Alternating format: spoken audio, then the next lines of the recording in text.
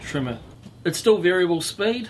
It is a plunge router, but the reason why I actually quite like it for, it's about a $30 model. Now, let's just get this cable out of the way. I'm not even sure if it's still on the market or not, but the reason I chose this one is because it is really light and small, and it's got a very, very low center of gravity with the handles here. And the other thing about it is that it is a 1/4 inch router rather than a 1/2 inch, which I normally use and I normally just swear by. But in the case of sign writing, your bits are quite often going to be the smaller bits, so they are going to come in a 1/4 inch shank.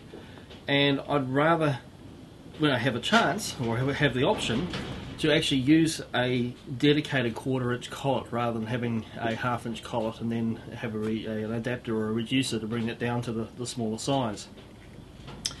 So, all things considered, that's why I've ended up with using this for doing this sort of sign writing.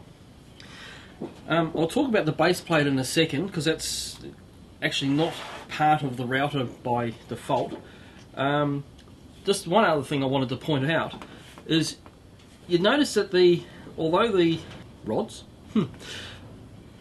and normally you'd expect the router to be up around this sort of position for your full plunge motion, and this router itself starts down here. Now, why is that? Basically is because I've cut the springs in half. I didn't need the full strength of the spring. I didn't want to have it, so I had to push it, compress. Say again.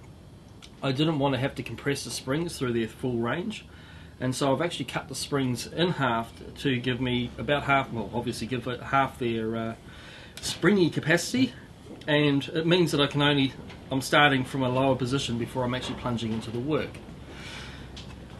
The advantage of that for me in this case, and if I can spin it around a bit so you can see across the surface, because sign writing requires to have a terminology again, template guide. There we go.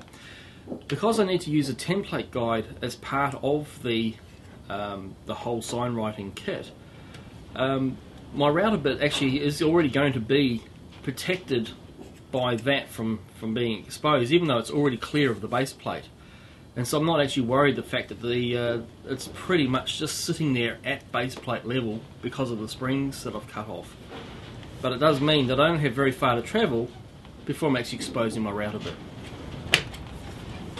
Anyway, more on that in a bit. That covers the router. Now, if you are going to use, say, the Triton router, there are things like a router accessory kit that I put out, and now these sorts of things are available for most models of routers out there. In this case, what comes in this kit, I haven't even opened this box for a long time to see if it's complete enough. Looks like it is. Alright, so